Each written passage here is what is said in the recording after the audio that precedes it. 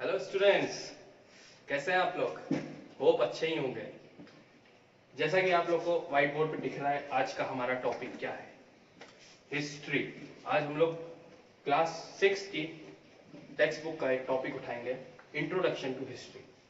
क्या हम समझते हैं इतिहास से, आज हम उसके बारे में जानेंगे। बेसिकली इंट्रोडक्शन टू हिस्ट्री में अब हम आगे की तरफ बढ़ते हैं और पहला टॉपिक हम लोग पढ़ेंगे इवोल्यूशन ऑफ हिस्ट्री। हिस्ट्री का इवोल्यूशन कैसे?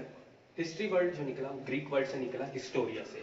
हिस्टोरिया का मतलब था इंफॉर्मेशन और inquiry to find about the truth. Basically history tells us the achievements of man on earth.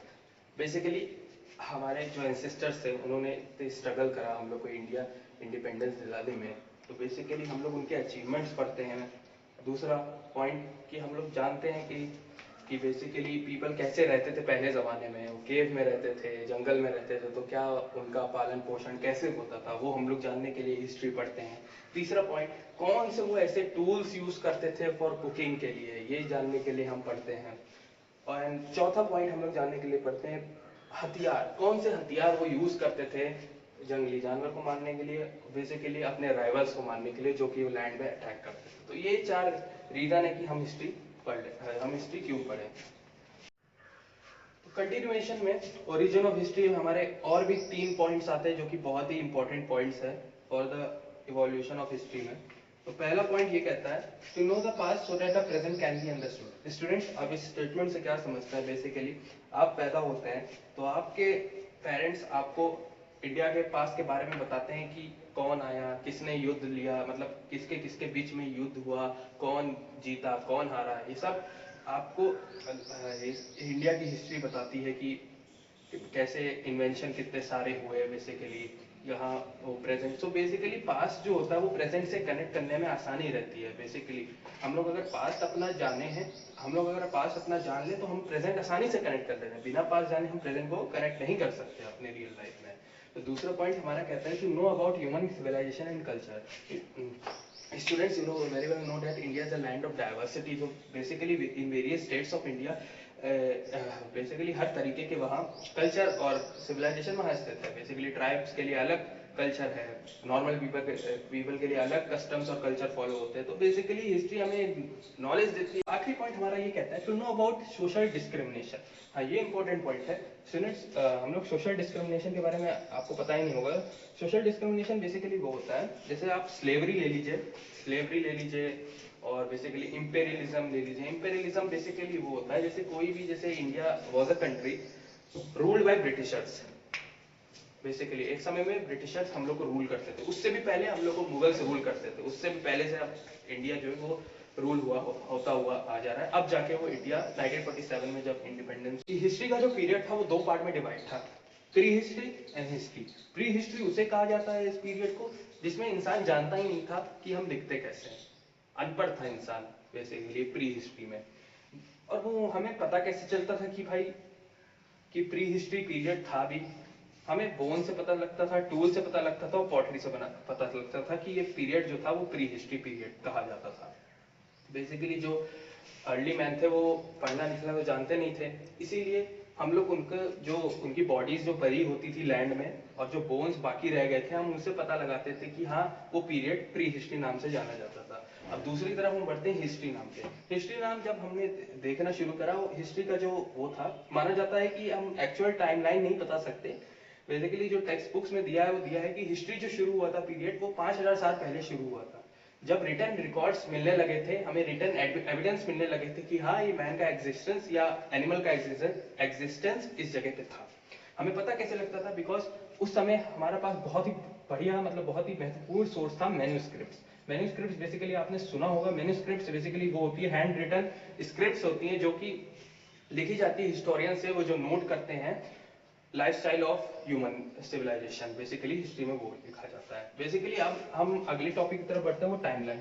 Timeline में हम ये देखते हैं, टाइमलाइन में बांट दिया गया हमारे को अमेरिकन के द्वारा बीसी और एडी में। बीसी और एडी बेसिकली टाइमलाइन कहा जाता था। हम लोग इससे पहले नंबर लगा देते थे 100 बीसी एंड 100 एडी। अब बीसी और एडी में फर्क क्या है? BC is like before Christ. Before Christ से आप क्या समझते हैं? बिफोर क्राइस्ट मतलब आप क्रिश्चियनिटी में जीसस क्राइस्ट को आप लोग सब जानते ही होंगे, तो जीसस क्राइस्ट के जन्म के पहले उस एरा को BC कहा जाता था, और जीसस क्राइस्ट के जन्म के बाद उसको AD कहा जाता था। तो BC मतलब बिफोर क्राइस्ट एंड AD मतलब एनो डोमिनी, और इन दोनों के फोकल पॉइंट मतलब जो सेंटर को कहा जाता था बर्थ ऑफ जीसस क्राइस्ट। तो हम चैप्टर के मिड में पहुंच चुके हैं, इंट्रोडक्शन टू हिस्ट्री में, जो कि अगला टॉपिक हमारा है ज्योग्राफिकल फ्रेमवर्क। अब आप लोग जानते नहीं होंगे कि हिस्ट्री और ज्योग्राफी के बीच में क्या डिफरेंस होता है। बेसिकली डिफरेंस तो ऑब्वियसली डिफरेंस तो बहुत होता है, लेकिन आप लोग को क्या पता था हिस्ट्री और ज्योग्राफी में भी रिलेशनशिप होता है? आज मैं आपको बताऊंगा। History and geography are closely connected with each other. While history teaches about people of different types of periods, basically हमको हिस्ट्री बताती है कि उस जमाने में कैसे लोग रहते थे और कौन से जमाने में क्या इन्वायरमेंट था, वो हमें ज्योग्राफी बताती है। So history is unthinkable without geography. You can't know history without geography. तो हम आगे की तरफ बढ़ते हैं। ज्योग्राफिकल फ्रेमवर्क, हम अपने इंडिया का जब मैप उठाते हैं तो बेसिकली हम इंडिया को देखते हैं कि हम जब नॉर्थ की तरफ जाते हैं, जम्मू कश्मीर और इधर हिमाचल प्रदेश साइड, तो हम लोग देखते हैं उधर हिमालय है। हम लोग इधर सब प्लेन में जाते हैं, यूपी मध्य प्रदेश, इधर हम देखते हैं ये तो प्लेन है पूरा, यूपी बिहार। और जब हम वेस्ट में जाते हैं तो हम देखते हैं ये तो पूरा कोस्टल एरिया है, समुद्र से भरा हुआ पूरा। और जब हम ईस्ट में जाते हैं वो भी हम देखते हैं पूरा हिली एरिया है। और जब हम इधर वेस्ट में ऊपर जाते हैं राजस्थान में तो देखते हैं इधर डेजर्ट है। और जब हम साउथ में जाते हैं तो हम देखते हैं पेनिनसुला प्लेट्यू है। तो बेसिकली इंडिया में भी 6 तरीके से डिवीजन है, ज्योग्राफिकल डिवीजन, वो हमें आज मैं आपको बताऊंगा। तो पहला डिवीजन जो है ग्रेट हिमालयाज का। अब ग्रेट हिमालयाज के बारे में आप क्या जानते हैं? ग्रेट हिमालयाज होता है there are many mountain ranges in India. You know very well there are many mountain ranges in India. Basically Aravalli range is the oldest mountain range of India. So Great Himalayas हम जो पढ़ते हैं basically state में, जब हम northern side जाएंगे जम्मू कश्मीर हिमाचल प्रदेश, तो वहां हमको हिमालय पढ़ेंगे from northern to eastern, basically from Jammu and Kashmir to Arunachal Pradesh. Arunachal Pradesh is the eastern last eastern part of the India, and the last northern part of India is Jammu and Kashmir. So both are covered with Himalayas.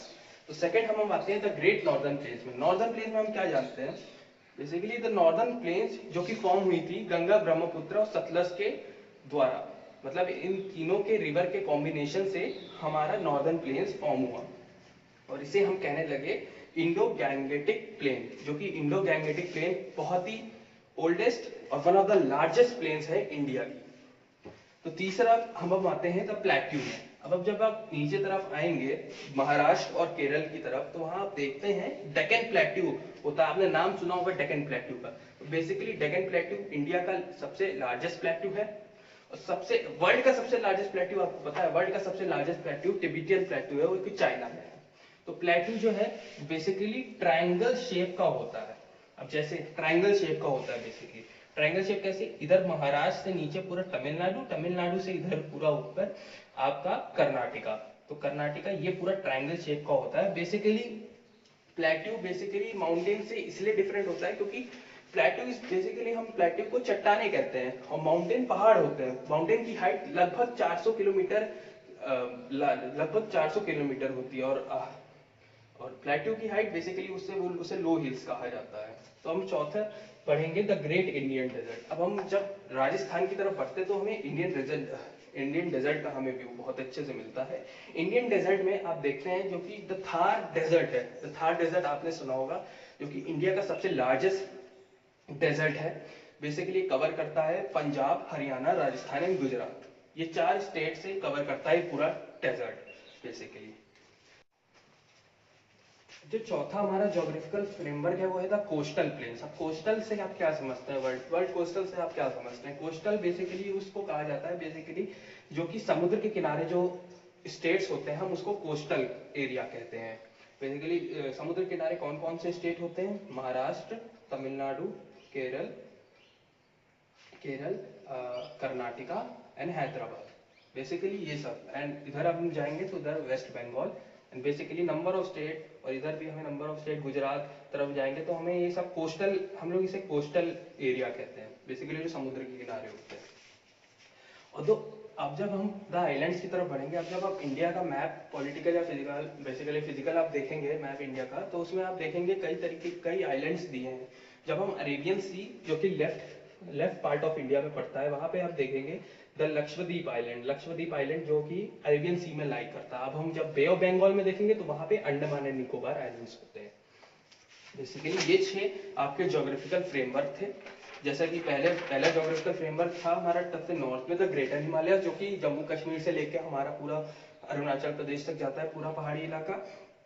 फिर दूसरा जो हमारा northern plain, जो कि इन गंगा, ब्रह्मपुत्र और सतलज के river के द्वारा फॉर्म हुआ नॉर्दर्न प्लेन, जो कि हमारा कवर करता है यूपी, दिल्ली, पंजाब, मेरठ एंड बिहार। और तीसरा जब हम बढ़ते हैं तो देखते हैं नीचे साइड जो पूरा ट्राइंगल जो हमने आपको बताया था पिछले पार्ट में कि वो पेनिनसुला प्लेट्यू जो कहता है, बेसिकली वो ईस्टर्न और वेस्टर्न घाट्स कंबाइन करके वो पेनिनसुला प्लेट्यू बनाते हैं। अब जब चौथा जो कि है कोस्टल प्लेन्स में अभी मैंने आपको जैसे बताया कि ये पूरे समुद्र के किनारे के जो स्टेट्स होते हैं उसको हम कोस्टल कहते हैं एरिया।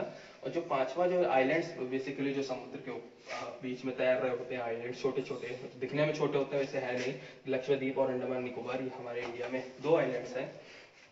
तो अब हम आगे की तरफ बढ़ते हैं, अपने टॉपिक की तरफ बढ़ते हैं और आगे हम देखेंगे कि how did India get its name. Basically जो इंडिया है वो डिराइव हुआ है रिवर इंडस से। इंडस जो रिवर होती है, मतलब इंडस जो रिवर है वो अब प्रेजेंट डे पाकिस्तान में है, तो इंडिया का जो फॉर्मेशन वो इंडस रिवर से हुआ। बेसिकली इंडस को हम संस्कृत में सिंधु नाम से भी कहते थे।